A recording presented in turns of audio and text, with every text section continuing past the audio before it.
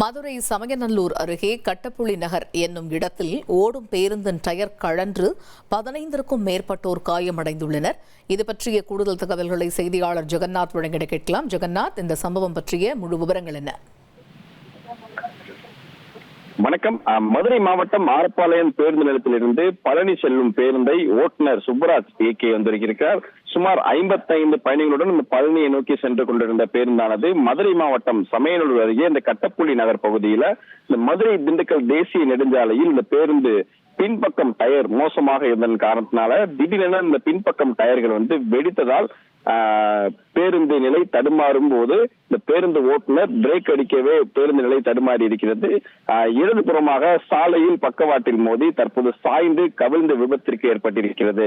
இந்த நிலையில் 20க்கும் மேற்பட்டோர் தற்போது காயமடைந்திருக்கிறார்கள். இந்த பயணிகள் உடனடியாக அங்கிருந்து 108 ஆம்புலன்ஸ் மூலம் மதுரை அரசு ராஜாஜி மருத்துவமனைக்கு சிகிச்சைக்காக அனுப்பி வைக்கப்பட்டிருக்கிறார்கள். மேலும் மதுரை திண்டுக்கல் தேசிய நெடுஞ்சாலை பகுதியில் தற்போது அரசு பேருந்து கவிழ்ந்து விழுந்து ஏற்பட்டதன் காரணத்தினால 1 மணி நேரத்திற்கு மேலாக இங்கு போக்குவரத்து பாதிப்பானது ஏற்பட்டிருக்கிறது. மேலும் தற்போது அரசு பேருந்துகள் அதிகமாக இயக்கப்படுவதால் இவ்வாறு விபத்துகள், குறிப்பாக அதிக வேகமாக அந்த பேருந்துகள் இயக்கப்படுவதாக இந்த விபத்தானது நடைபெற்றிருப்பதாக தெரிய வந்திருக்கிறது. மேலும் டயர் வெடித்து தற்போது இந்த விபத்து குறித்து சமயநல்லூர் காவல்துறையினர் விசாரணை நடத்தி இருக்கிறார்கள். முதற்கட்ட விசாரணையில் பார்த்திருந்தால் டயர் மோசமான நிலையில் இருந்ததால் இந்த டயர் வெடித்து இருக்கிறது. அதன் காரணமாகவே இந்த விபத்தானது நடந்திருக்கிறது என்பது தற்போது தெரிய வந்திருக்கிறது. தகவல்களுக்கு நன்றி ஜெகநாத்.